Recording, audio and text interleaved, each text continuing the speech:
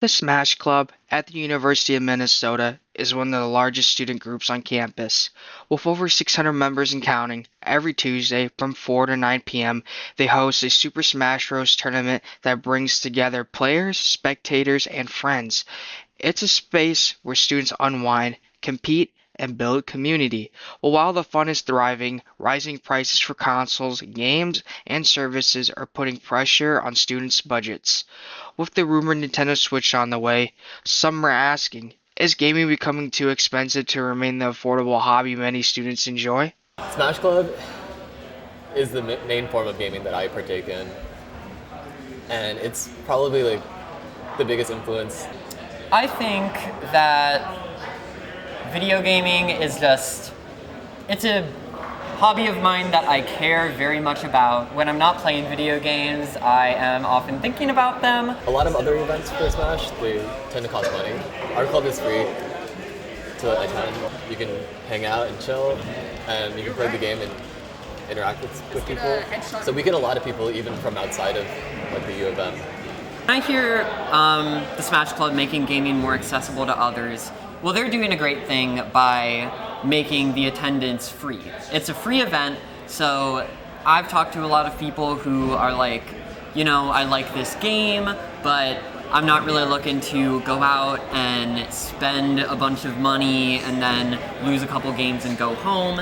So that's like a huge accessibility thing, is that the attendance here is free, is that you can just show up, you don't have to be a U student, you don't have to be anything, you can just show up and play some games with people. That's a big accessibility thing. It's the games. I mean, that's it. The IPs are just, a lot of them are just so popular. Here at Smash Club, playing video games with people, like competitive multiplayer games. I think a lot of people talk about how hard it is to make friends as an adult, and I think that's true, it is hard, but I have made so many connections through video games, through the Smash scene specifically. My current roommate, I met her through Smash. I met so many different friends through Smash. I'm still meeting people through it. It's been a really, really great social outlet.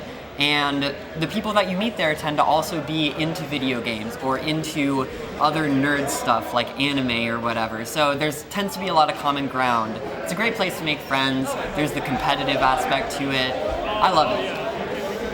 Affordability, I think, is so indispensable in terms of a hobby like this.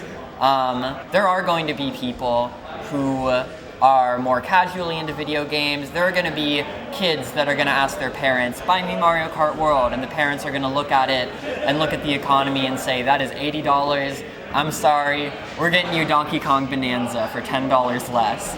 I think it's less about tariffs and less about the current president and more about just the end point of capitalism, of we need to get our shareholders' values higher, we need to be making more of a profit than we did last year every year, we need just this kind of eternal growth.